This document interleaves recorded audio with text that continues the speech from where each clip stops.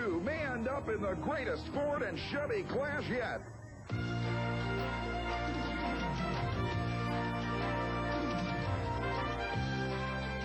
ESPN, the world leader in motorsports coverage, presents Speed World.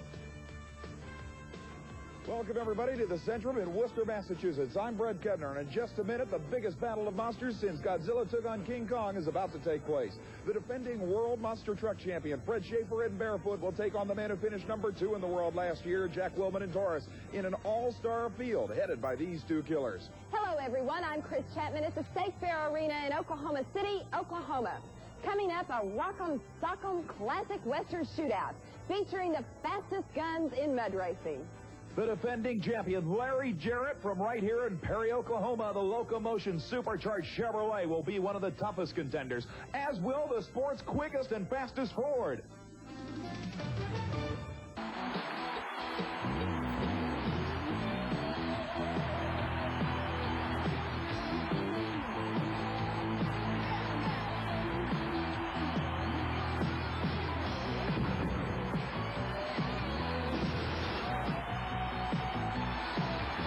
To the 1991 Monster Truck Challenge Series. Welcome, everybody, to the Centrum in Worcester, Massachusetts. We are just a moment away from starting qualifying for a rather unusual USHRA Association Camel Monster Truck Showdown. A very, very short course. Only 120 feet in distance in a battle that will require a driver's reaction times to be absolutely perfect. The very first machine coming out to qualify, New Jersey veteran Mike Wine in the Outlaw Ford, sponsored by Super Winch, will be up against the clock on this shortened course to determine qualifying position.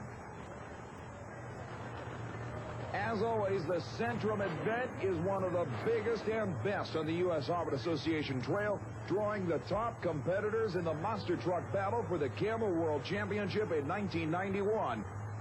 Including, of course, the truck that finished number 2 in the world last year, Jack Willman in Taurus. Meanwhile, Willman, of course, will be looking to improve on last season's number 2 in the world finish.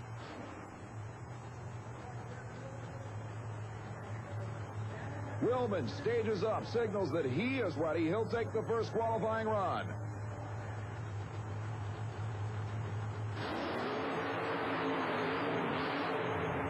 A beautiful airborne leap. The elapsed time for the Taurus Chevy, 2.22 seconds, and that will set the pace here in qualifying. Back on the starting line, Mike Wine gets ready with the supercharged Ford.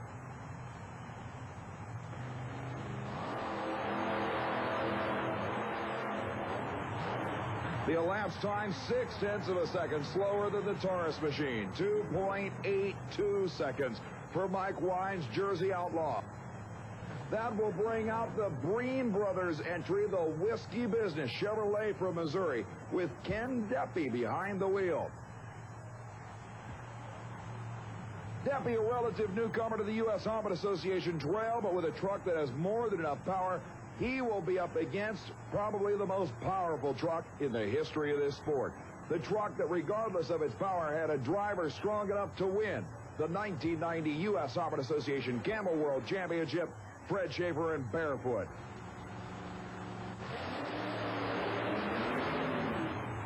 An incredible flight. Fred Schaefer returns to Earth. The elapsed time, 1.97 seconds. Number 1 qualifier by a quarter of a second as Ken Deppy lines up in the far lane.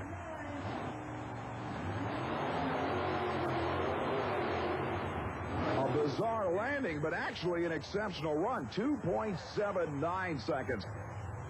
Here comes the crowd favorite, the monster truck that has won this event the last 2 years in a row. It's Jim Kramer at the wheel of the incredible Bigfoot Ford. With Barefoot leading qualifying, look at the next machine pulling out as the crowd goes crazy. It's the first New England appearance ever on the U.S. Harvard Association Trail for Dennis Anderson and the incredible Gravedigger.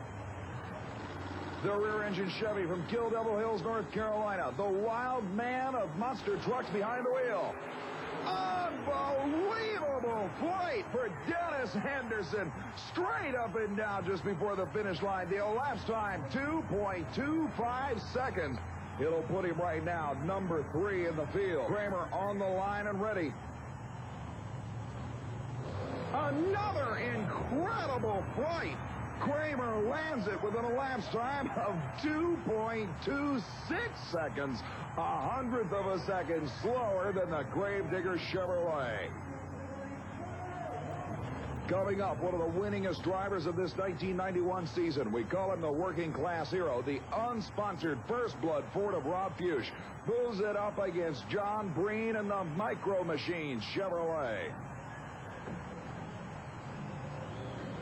Rob Fuchs clears the tachometer in the First Blood Ford as Breen moves up to stage first. He's ready.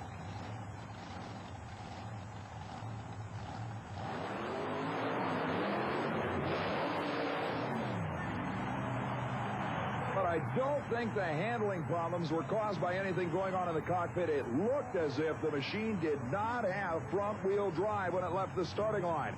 There may be breakage in the front differential of that machine. We'll have to wait and see the elapsed time for the Micro Machine entry, 2.84 seconds, coming, of course, nearly to a stop at the finish line. Rob Fuchs now moves up with the First Blood Ford.